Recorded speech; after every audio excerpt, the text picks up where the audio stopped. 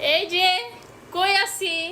এই যে আবালের ঘরে আবাল, তুমি তোমার কুলেই থাকবা, তুমি তোমার বউ, তাহলে তুমি আমার কুলে থাকবা না, কই থাকবা? ঠিক বলেছো। আসসালামু আলাইকুম আমার সৌদি ভাই বেরাদার, কেমন আছো সবাই? আবারও চলে আসলাম নতুন একটা ভিডিও নিয়ে।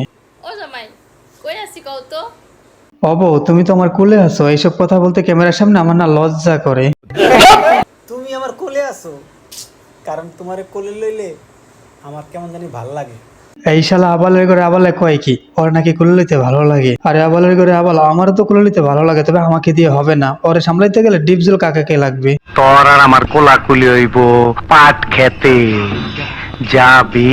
তোমার প্রতিদিন কোলে লই, আমার যে কি ভালো লাগে। তাই নাকি? ও শোনো, আসলে একটা কথা কই।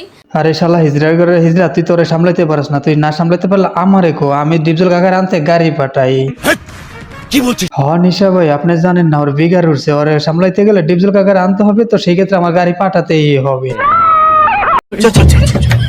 গাড়ি স্টার্ট কর। গাড়ি চালা।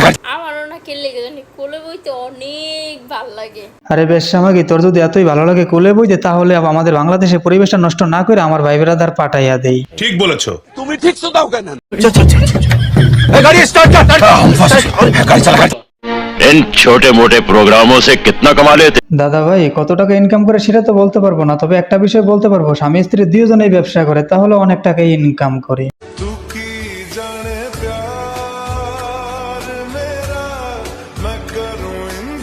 এই ব্যবসা আমাকে জন্মরা কথা হয়েছে সেটা আমি বলতে পারতেছি না, কোনো পাট খেতে না কচু খেতে, তবে এটা বলতে পারি এই খানকি মাগের যদি ভালো ফ্যামিলিতে জন্ম হইতো তাহলে পুরুষের সাথে ক্যামেরার সামনে এভাবে চুমাচুমি করতো না, এগুলো হইছে রাতের অন্ধকারের কাজ, অন্ধকারেই করতো।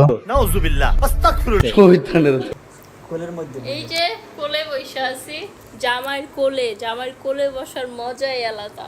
আরে সুতমারানি, তুই তো আমার কোলে বসার কথা, তোর বাবার কোলে না, যা তোরা তালাক দিলাম। আমিও সারাদিন কোলে বসে থাকি। আরে খানকি মাগি, তোরা তো আমি তালাক দিছি, তাহলে তুই আমার কুলোইটটা ববি না, সোনার উপরে দাঁড়াবি, সেটা তোর ব্যাপার। তবে আজকের ভিডিও এতটুকুই, সবাই ভালো থাকবেন, পুরো ভিডিওটা দেখবেন, কিচ্ছু করতে হবে না।